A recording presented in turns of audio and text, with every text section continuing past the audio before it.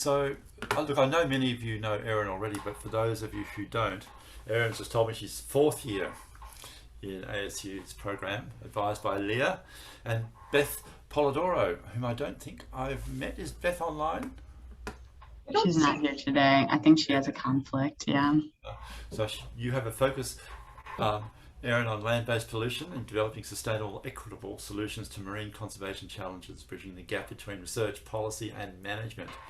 She's studying the impacts of plastic pollution on marine ecosystems, evaluating the efficacy, cost, and trade-offs of different mitigation strategies to identify best interventions.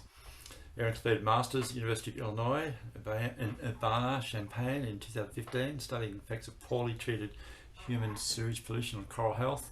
After the Masters, worked for a while in the EPA's Ocean and Coastal Management Branch. Member of the coral team, studied impacts of land-based pollution on coral reef ecosystems. Participated in the US Coral Reef Task Force.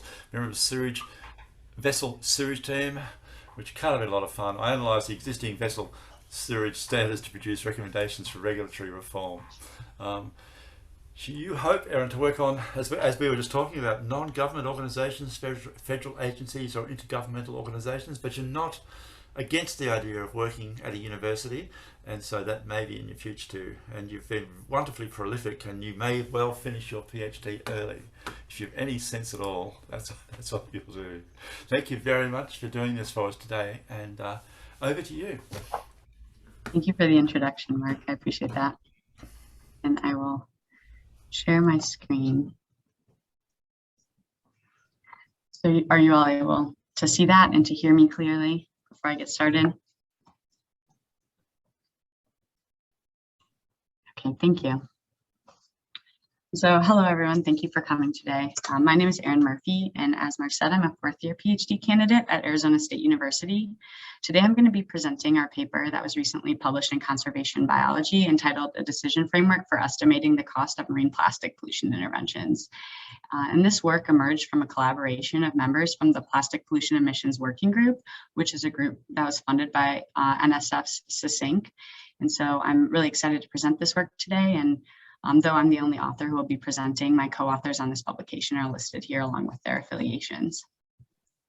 So before I jump in, I just want to give you an overarching idea of the goal of this paper. So we aim to provide a comprehensive framework for thinking about how to evaluate the costs of various plastic pollution interventions. And as we see global investments in plastic pollution interventions increasing along with plastic production and plastic pollution rates, it's really important to be able to accurately identify the costs of these interventions. And this will be critical for the success of our responses and mitigation. There we go. So I'm going to start off by giving you an outline of the talk that I'm going to go through today. First, I'm going to give a little bit of background about the marine plastic pollution problem and the motivations for our research in particular. Then I'll go through the research questions we aim to answer in this work. And finally, I'll go through our results. This work has some distinct products throughout the paper, and so I will start off by giving the methods and then the results for each of those sections independently. First, I'll outline all of the cost and benefit categories that we identified that should be included in a net cost analysis. Then I'll be presenting the framework that we developed for identifying and reporting costs for marine plastic pollution interventions. And finally, I'll explore the framework functionality a bit with you by presenting a quantitative case study and some qualitative case studies that look at what factors may influence the cost of a given intervention. So marine plastic pollution has emerged as a global environmental problem with a lot of attention in the last few decades. Plastics are light and they're durable by design, and so as a result, they can persist in marine environments for centuries, and they're easily transported by rivers and ocean currents, making this a global problem. And at this point, we've now seen that plastics are ubiquitous throughout the oceans and even in the most remote regions of the globe. This plastic pollution has a lot of negative impacts, and these can be broken loosely into three categories. So first, there are serious environmental impacts of plastic pollution. We've seen now documentation of more than 900 marine species that have had negative impacts from interactions with marine plastic pollution. And these are from across taxa, including turtles, sponges, corals, birds, mammals, fishes, and other invertebrates. We also see negative economic impacts of marine plastic pollution. And in particular, there are a lot of negative impacts for coastal sectors such as fisheries, shipping, recreation and tourism, and aquaculture and coastal agriculture as well. And unsurprisingly, these economic impacts are going to disproportionately impact coastal communities, and they're also going to have larger implications for developing coastal economies. And finally, there's negative impacts for human well-being.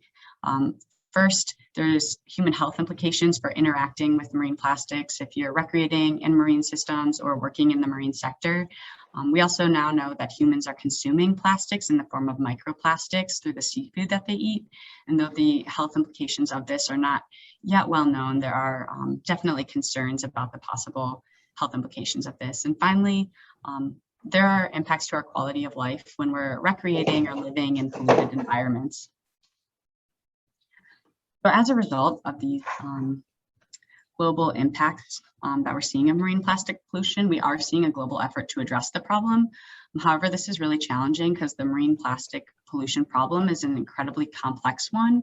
On the right, you can see the figure from the recently published World Wildlife Fund report entitled "The Cost to Society, the Environment, and the Economy." And as you can see, this shows the plastic life cycle, which is complex in itself, and leakage is occurring throughout that life cycle. So as a result, we're seeing a breadth of interventions being implemented that aim to address various pieces along this life cycle, whether that's reducing leakage during the production phase, the use phase, or the post-use phase.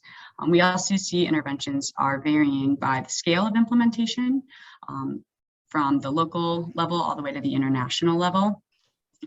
They vary by the type of implementer, whether that be governments, businesses, nonprofits, or individuals. Finally, they vary by the type of tool that's being used to address or implement an intervention. That could be things like regulations and mandates. It could be market-based instruments, education, or improvements to infrastructure. And at this point, there's no comprehensive framework for evaluating costs. And as you may imagine, it can be incredibly difficult to compare the possible cost of an intervention like a bag ban to the cost of an intervention like a coastal cleanup. And so this kind of gap in the literature is what we aim to address through this research. So a question that might emerge is, why should we estimate the cost of these interventions? We know this is a problem and we need to address it. But these interventions do require large initial investments for any conservation effort, and this is true for plastic pollution as well. And we do have really limited resources for achieving conservation outcomes. And as a result, cost effectiveness is really key. We need to make sure that the interventions we implement are going to be effective in removing the pollutant that we're concerned about, in this case, plastic, but we also need to make sure that the cost of that is low enough that we can achieve these goals. And so to do that, you really have to have a comprehensive and complete understanding of the cost. And the other important piece of this is that costs are not equally distributed among stakeholder groups. So we know that where plastic pollution is produced might not necessarily be where the impacts occur. And as a result, interventions may need to be implemented by groups who are not actually the producers of this pollution. So though it's incredibly important to estimate costs, it can also be really challenging. First, the literature on conservation costing in general is sparse and inconsistent. And this is true for marine plastic pollution interventions as well. Key costs are often omitted. And so in the literature on interventions for marine plastic pollution, we often see a focus on the direct cost to the implementer.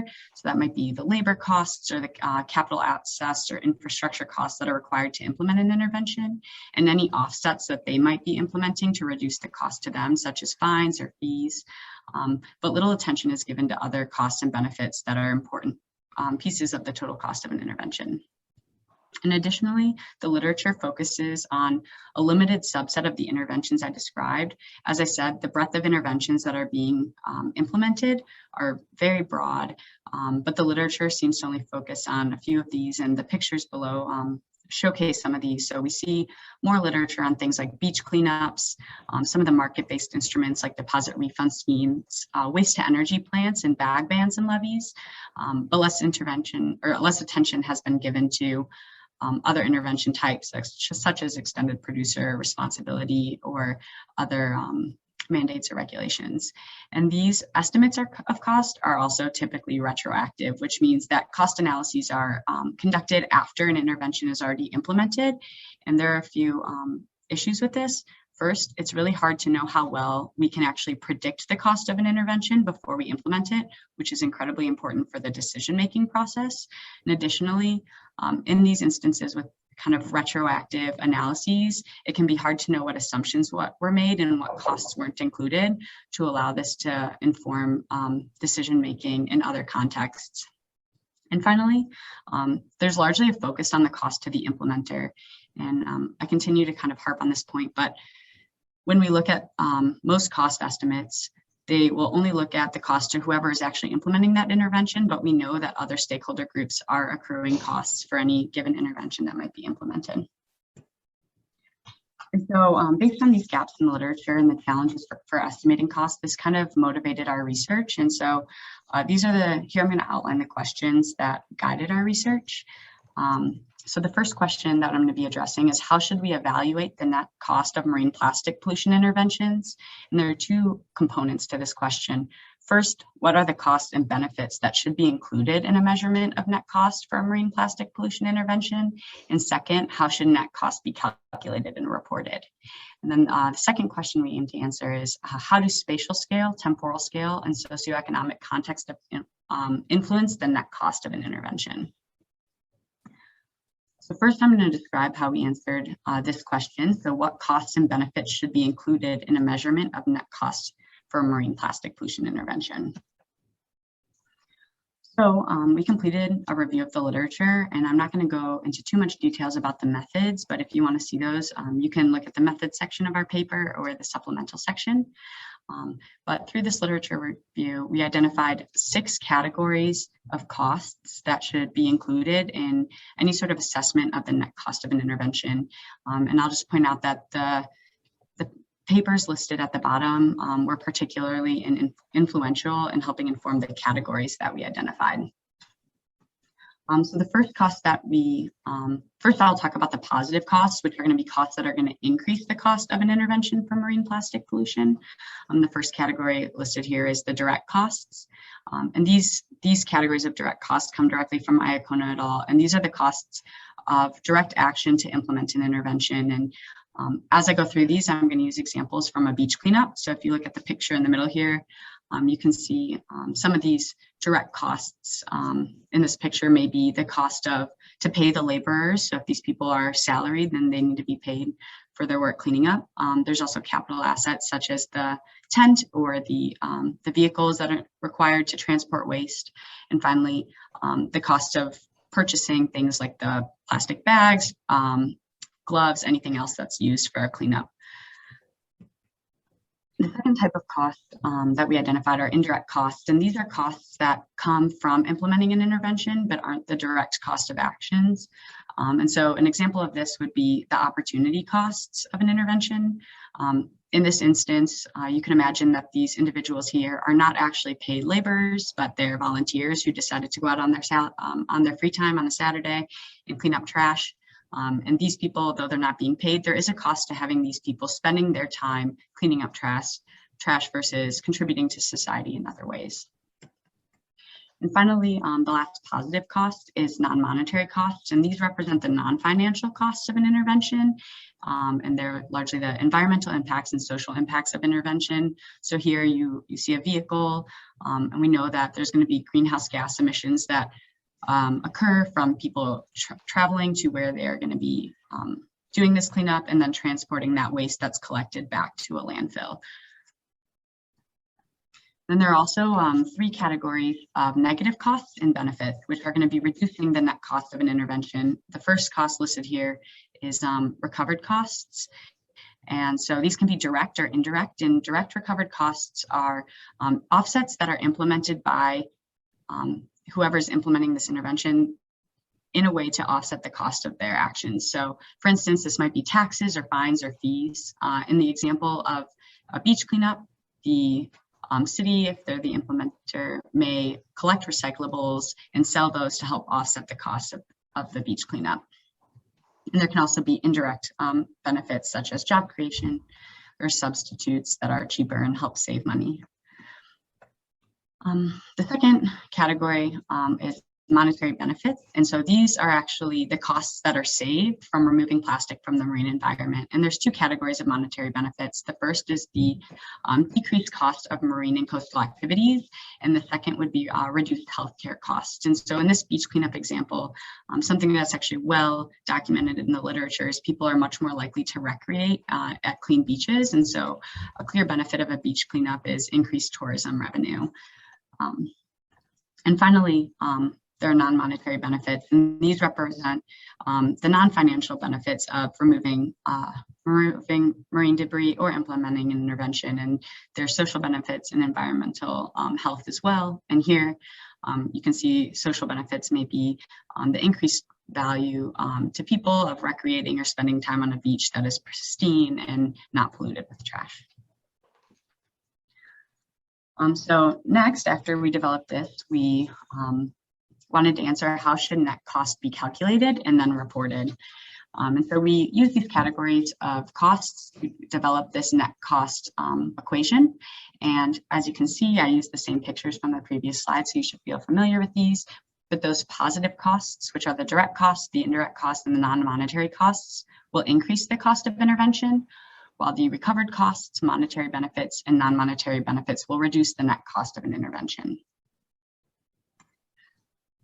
So after developing this cost, we wanted to develop a framework that would help individuals identify costs for a given intervention and quantify them and then report them. And so this is the framework that we developed. This is just an empty version of the framework, and I'm going to show you a quantitative case study shortly so you can see what it looks like filled in, but I do want to walk through a few things here.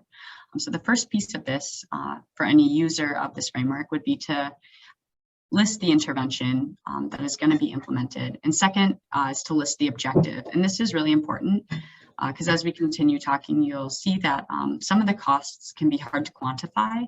And often these are the monetary benefits and non-monetary benefits, which can be the main driver of implementing an intervention for marine plastic pollution. So it's really important that that objective is very clear up front. And third, you'd report the scale of implementation, which would be the spatial scale, whether that be like a municipality, a state, a country. It may also be a geographic location like a bay, and then also the temporal scale of evaluation. So what is your cost analysis going to be? What scale temporally is it going to be evaluated on? Are you going to look at costs over 1 year, or 5 years, or 10 years? The next step is to identify stakeholder groups. And so here you can see this arrow that popped up here. You would put a specific stakeholder. In the example of the beach cleanup that I've been using, you would put the city here as the first stakeholder. And then you would list any actions that the city would take to implement this intervention. And then you would identify all of the costs. And at the next line, you might put another relevant stakeholder group, such as the public, and identify all of the actions they'd be required to take and any costs that would occur for them. Finally, after all of this information is put into the framework and after all the costs that are quantifiable are included, then you would take that net costing equation and you would calculate the cost for each stakeholder group. And it's really important to do these stakeholder groups separately because that allows us to understand which stakeholders are benefiting and which stakeholders are paying for a given intervention. And finally, we encourage users to report that at the bottom in the equity section where they can actually list who are the primary payers and who are the primary beneficiaries of a given intervention. So in this, in the paper, we present 2 different quantitative case studies to explore the functionality of this framework. However, I only am going to talk about one of them today, just for the sake of time. But if you're interested, you can see the other one or you can look at the paper to see the other one. So the first one and the one I'll be talking about today is the implementation of a solid waste management plan in the city of Bayawan in the Philippines. And the second one is the implementation of Mr. Trash Wheel in Baltimore Harbor, which is a relatively famous intervention for marine plastic pollutions. I think mainly due to the googly eyes, but this is a recovery device. So it captures plastic at the bottom of a river. And I chose these two case studies in particular because they vary in a lot of the dimensions that I previously described for different intervention types. So first of all, the city of Biowan is in a developing nation, while the Baltimore trash wheel was implemented in a developed nation.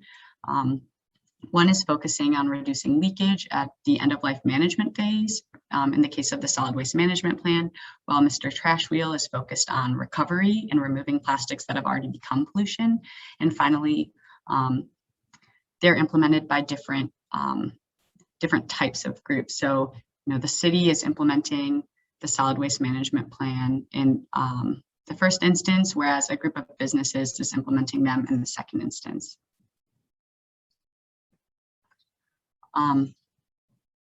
So I see a question and look. Yeah, so recordings will be available on these presentations in the future. I'm going to present now the City of Biowan case study, and as you can see, the table here's is filled out, and the way that we filled that out is by taking an existing cost analysis that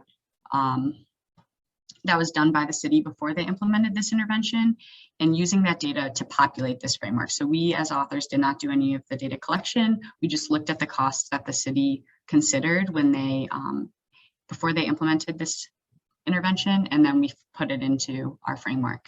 And I'm just going to walk you through some of the key points here. I know it has a lot of information, but so first you can see that we filled out the intervention, which is to implement a mandatory waste segregation and collection throughout the city. Second, the objective that they listed in their report was to expand waste collection to all barangays, which are neighborhoods. So they wanted all neighborhoods to have access to waste collection throughout the city and to achieve a 70% waste diversion rate. And this was implemented at the city scale, and they did their cost analysis over a 5-year period. And so I do want to point out that any cost quantified as I go through this is going to be one that was specifically quantified in their report. Any cost listed without a quantity was one that they mentioned as an action or a cost that would occur in the implementation of this intervention, but they didn't quantify. And anything that has a superscript C at the end is one that the authors, we identified that was not present in their report. So first you'll see the list of stakeholders that were identified that would be influenced or impacted by this intervention. So first is the city, the public, schools, the neighborhoods, and the marine and recycling sector. And their report actually mentioned all of these stakeholders as being important for intervention implementation, which is important. The only one that they did not include was the marine sector, which we decided to add. And so first, looking at the city, you can see that they did a good job of quantifying and calculating what the direct cost would be to them. So it's very clear they calculate the cost of the capital assets, of administration, and labor for the city. And they also quantified what they predicted their recovered cost would be in the form of fines and fees for participating in this plan. They did identify that they would expect neighborhood committees to help enforce these plans, but they didn't quantify that indirect cost. And you can also see there are some monetary benefits that would occur for the city that weren't quantified or mentioned in this report, such as reduced costs of cleanups and benefits for tourism. And so based on this, when we calculated the net cost, the cost of the government was roughly 1.1 million US dollars, 2019 US dollars. However, you can see that some of the key costs and benefits weren't included in this. The next stakeholder that I'll talk about is the public. And as you can see, there's only one cost that is quantified here, and that is actually that we now know the public will have to pay fees and fines as they participate in this management plan. And so even though the city reported this as a negative cost to them, it is actually a positive cost to the public. And so that's where we included that. Additionally, the city did mention that the public would need to would be responsible for purchasing their own waste containers and composting containers for implementing these plans, but they didn't quantify the cost of that to members of the public. And you can also see that indirect costs, non-monetary costs, and then non-monetary benefits and monetary benefits were not discussed in the report, though these would be really important costs to the public.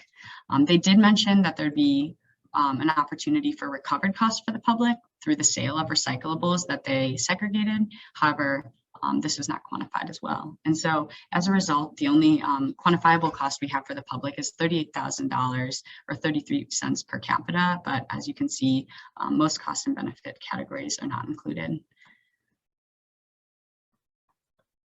And finally, I'll briefly talk about the last four stakeholder groups, which received the least attention in this.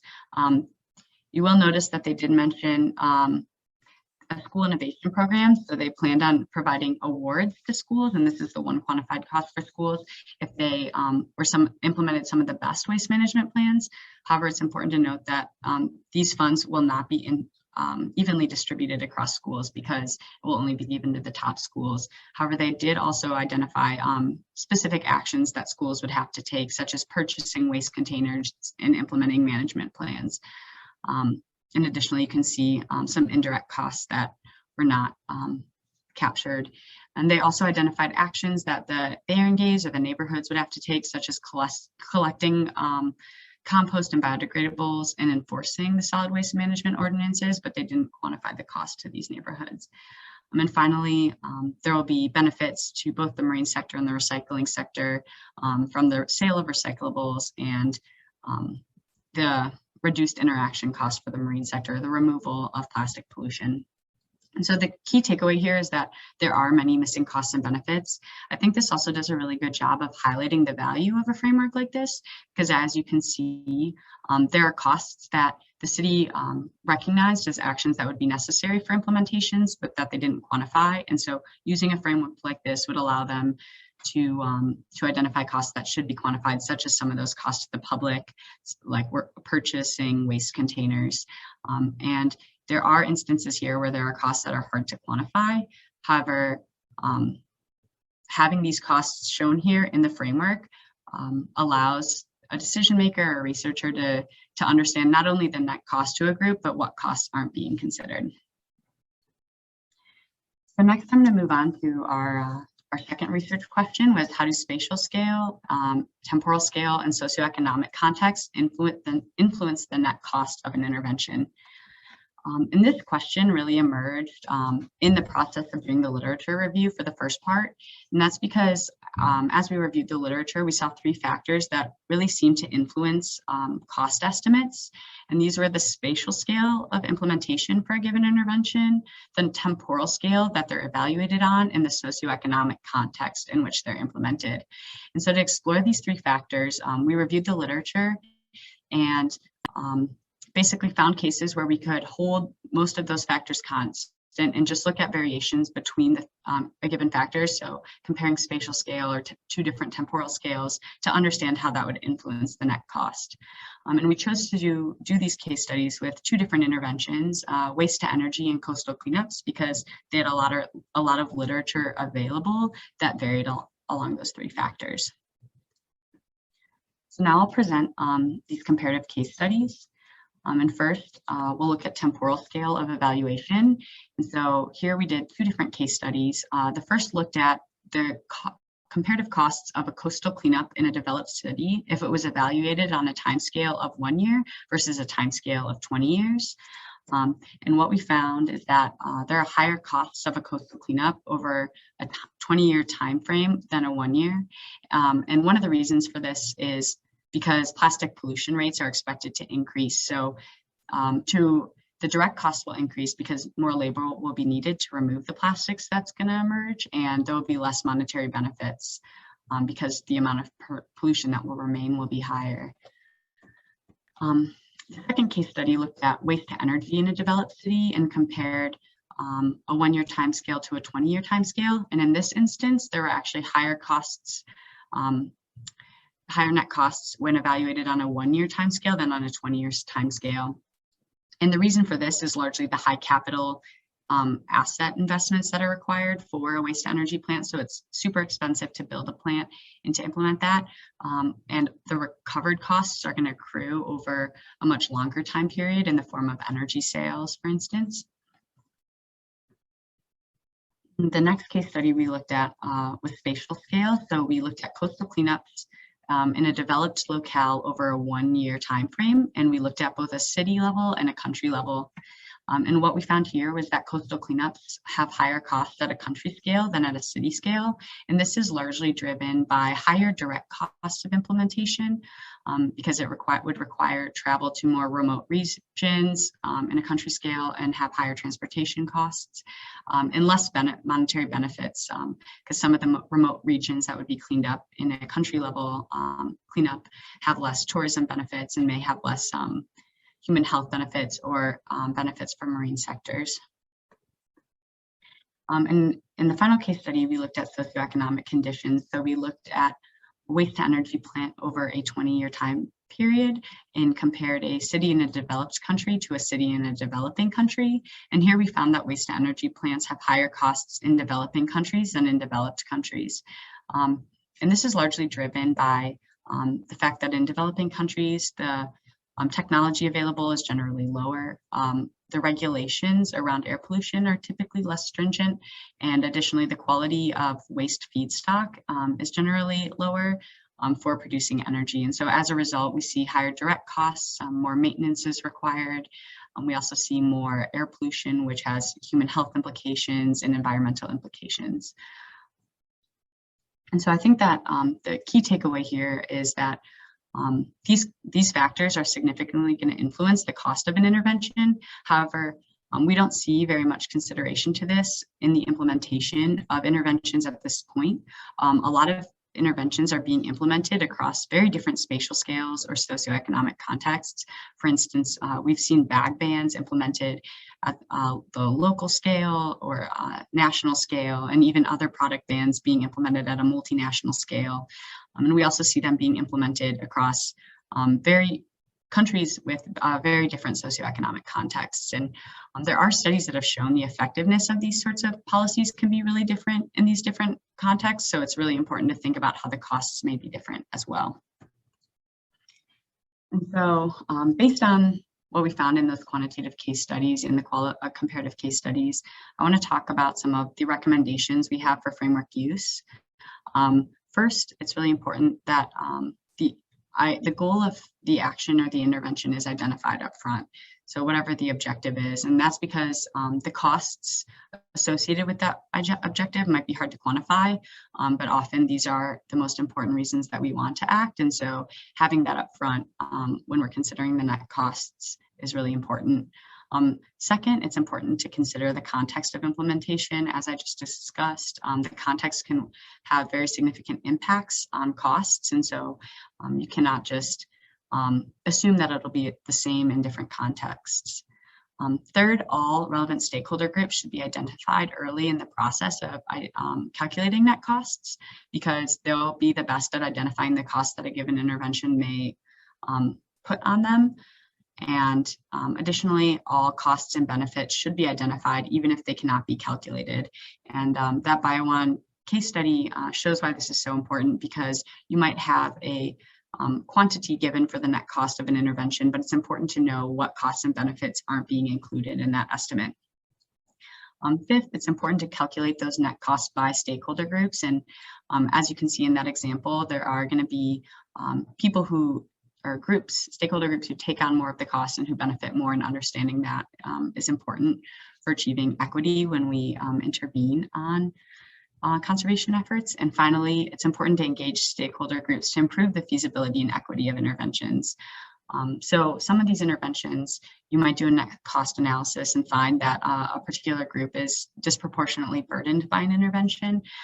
However, there are mechanisms that can be implemented to better distribute costs for a given intervention. And so I'll give a quick example of this.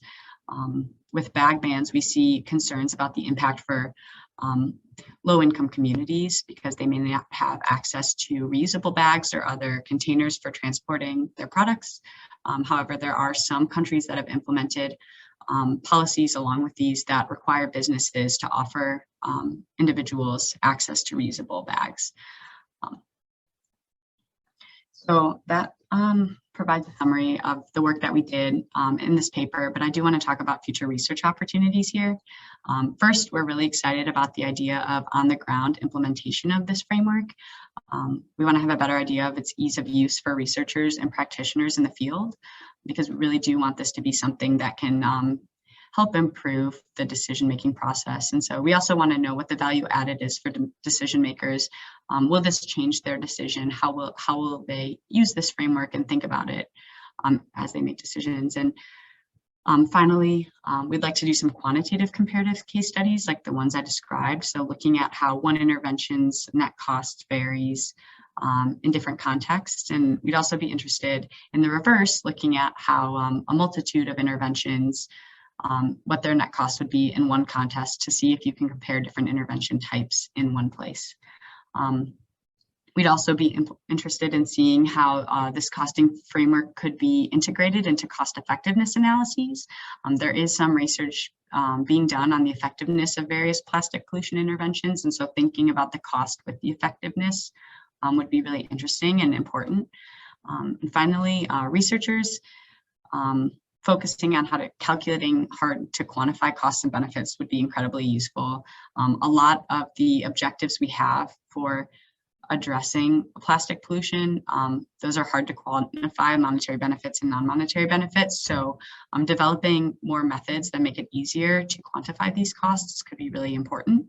And finally, it'd be really interesting to have research on the long-term cost calculations, because we know that a lot of the benefits of intervening for marine plastic pollution will accrue over a long time frame. And so, but there are challenges to estimating cost on these long time frames. And so looking at how this framework can be used over periods of like multiple decades would be really interesting. So in conclusion, marine plastic pollution is a global problem, and there's a lot of global effort to address it. So understanding the intervention cost is really critical, especially when we have limited resources for addressing marine plastic pollution. And our framework helps to identify the costs of an intervention and help individuals quantify and report these costs.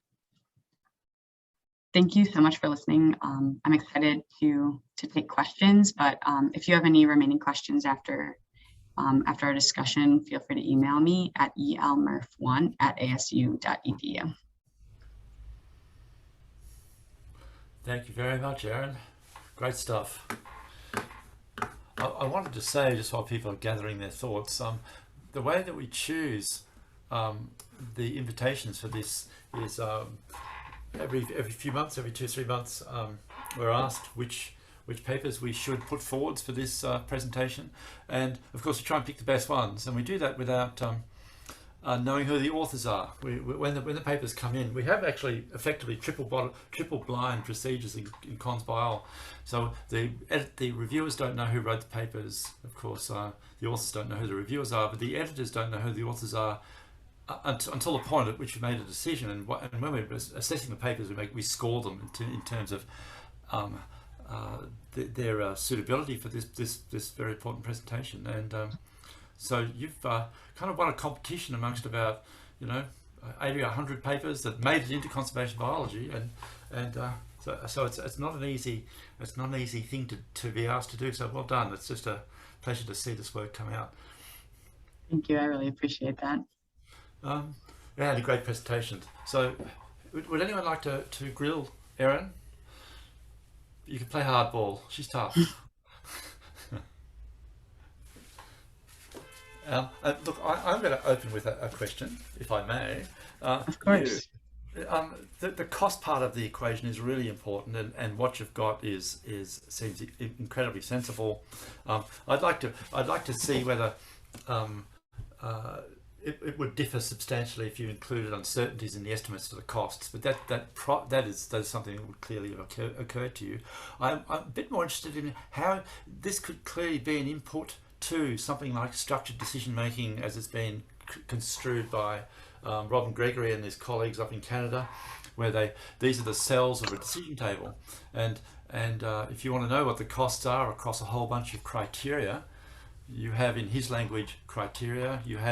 You could construe the various costs and benefits of particularly the benefits as in a values hierarchy, so that they were well parsed and well structured. And of course, he and his colleagues have explored proxy measures as well as direct and indirect measures for various things like the environmental values. But of course, they still have to be projected onto a single axis. Now, and you get that murky water, which is economic valuation of things, of people's values and preferences, and economists struggle with this daily, and it's a nightmare. So you've been wise to avoid it to this point. Do you have comments on all of that?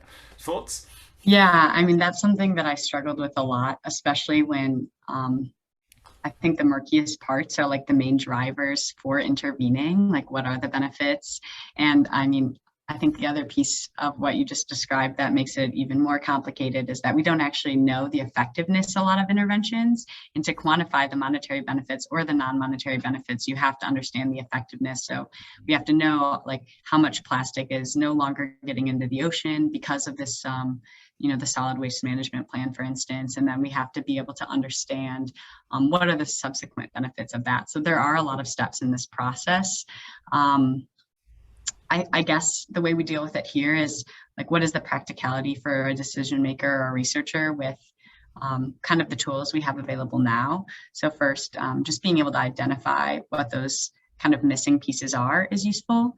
We also did talk about kind of, as you said, like other ways of kind of quantifying benefits, such as like number of, plastic emissions reduced, or number of individuals saved, or reduction in greenhouse gas emissions, all these different metrics that could be included. And just the potential value of like listing those things as non-cost metrics when making a decision, even if it can't go into that cost. And I think the way we kind of try to address that challenge is by saying a net cost and then listing all the things that are missing, and those could be quantified along different metrics.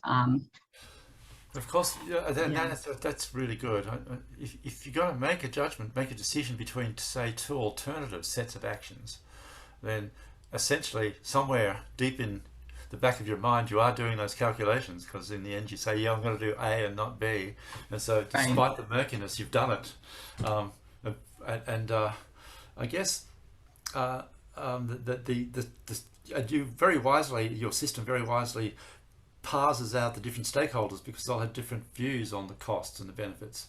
And if you're going to ask them for their subjective interpretations, they will have different numbers in those columns. And then they have to make a decision. And this is beyond what you're doing, but you provided the inputs for it. They need to get together at some point and make the trade-offs and decide. I'm going to give up something for what do I have to give up? What do they have to give up for an action? Yeah, and I think that's a really important piece of this too, is it does create an opportunity for like co-production of interventions. Yes.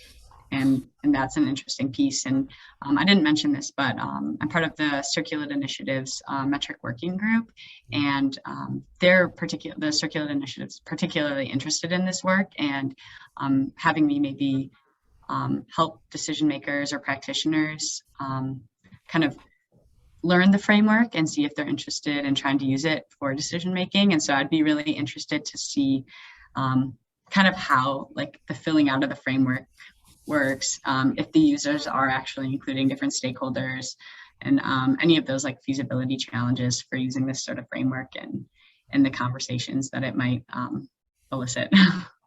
Yeah, well, I know that the experience of our friends in Vancouver who struggle with these same sets of problems, but with a different framework, but which is less detailed in some ways than yours, is you've made a great point about the co-production of alternatives.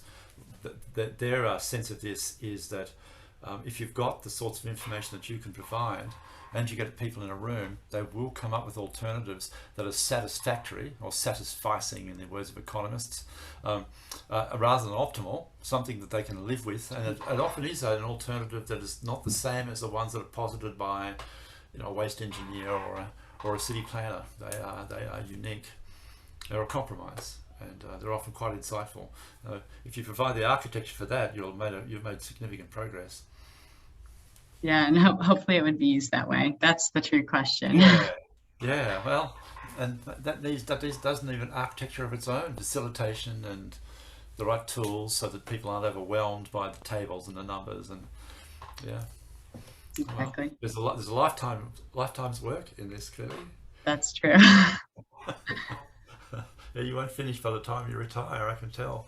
I'm sorry, we'll carry on. Has anyone else got any questions that they would like to put? I know that I think everyone on the call might actually know you, but Leah. Of course I do. It's more of a reflection, just a discussion based on some of the things that you guys have been saying. Well, first of all, great job, Erin.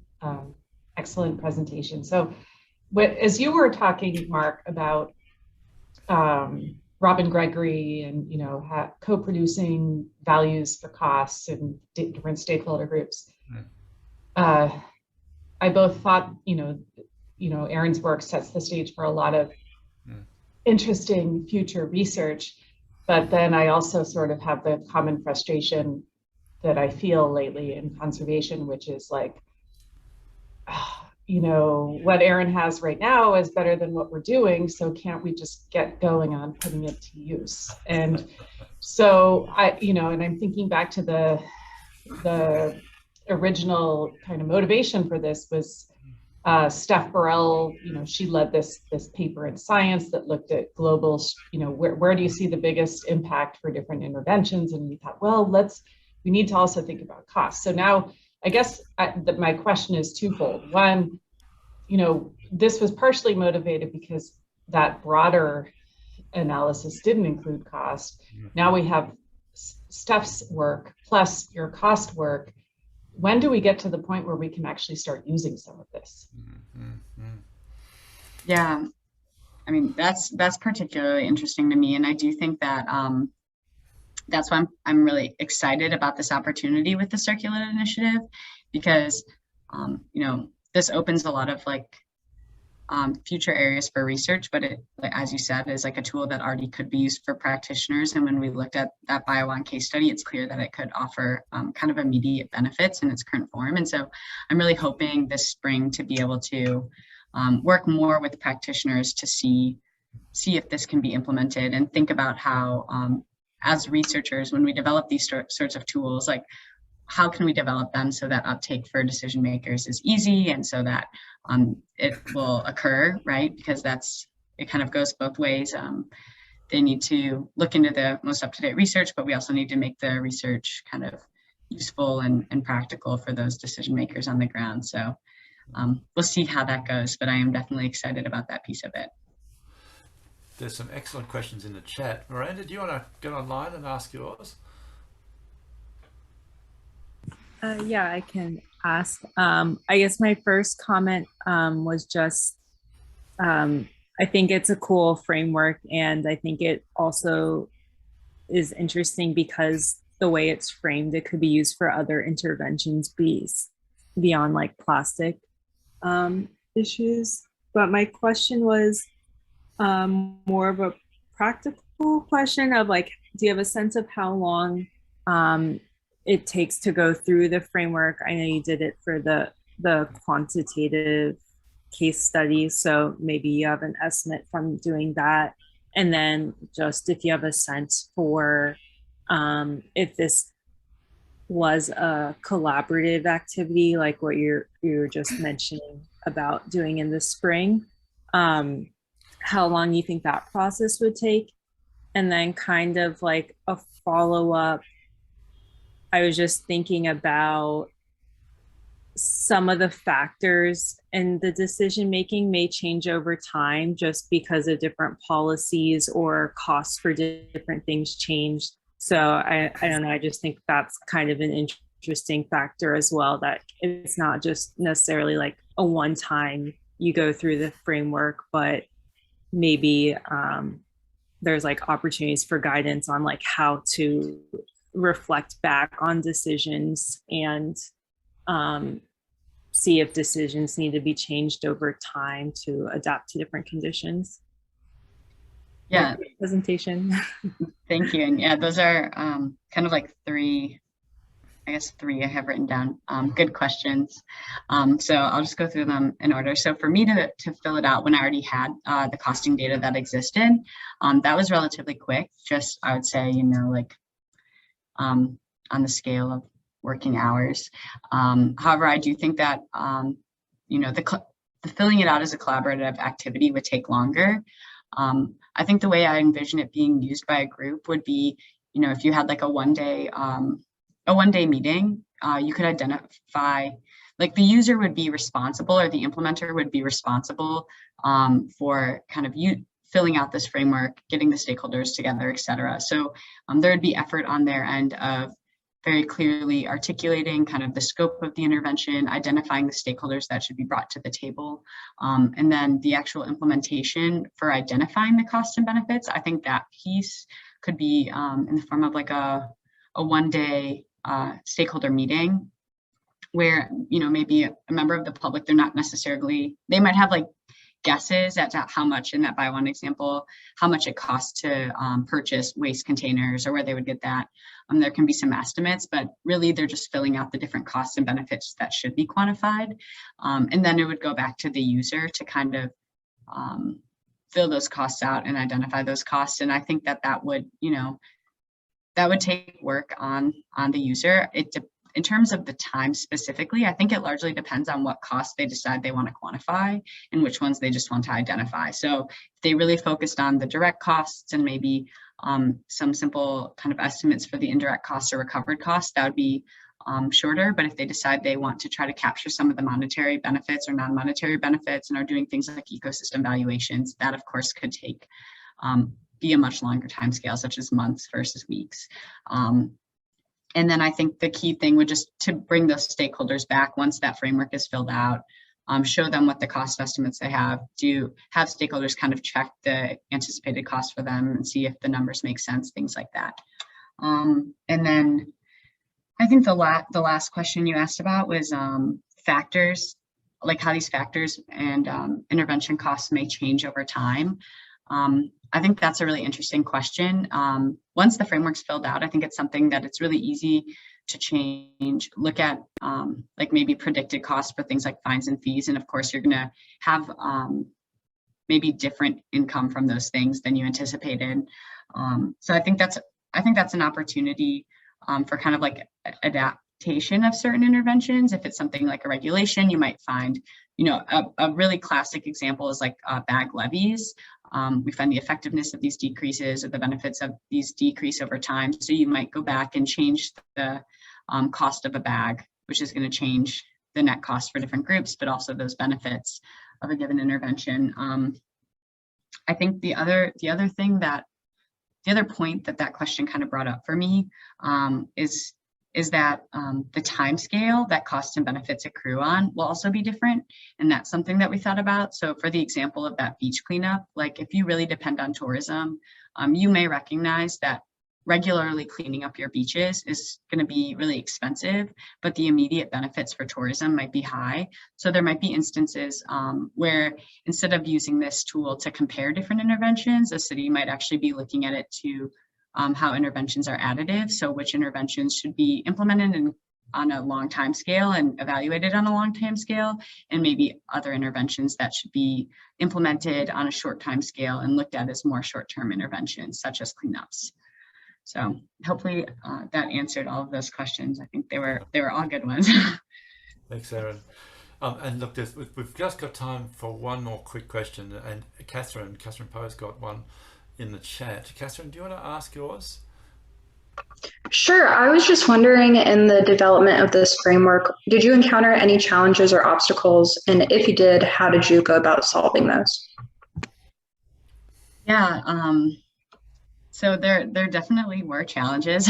I think the hardest thing was getting those categories of costs to be really clean and distinct from each other, and thinking about how we wanted to capture things like the benefits in a costing equation, because it's common to do cost benefit analyses, but net cost as like how to calculate a net cost and how to think about how benefits fit into that was particularly challenging.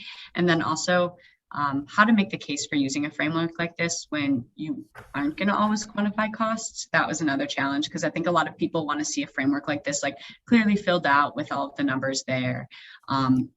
But in reality, we can't do that. And so I really wanted to focus on making the case that identifying these costs is important, even if they can't be quantified, because they deserve attention and we know that they will have some financial impact. So. Erin, thank you very much. It's been a great presentation. Our time's done. I sincerely hope that Willem will edit out the the beginning conversation, but you never know. It might find based on other recordings, I think that he will. So let's hope so. Thank you very much. It's lovely to see you again, Leah. It's been a long time since we've chatted. But Erin, I'm sure I'll see some more of you.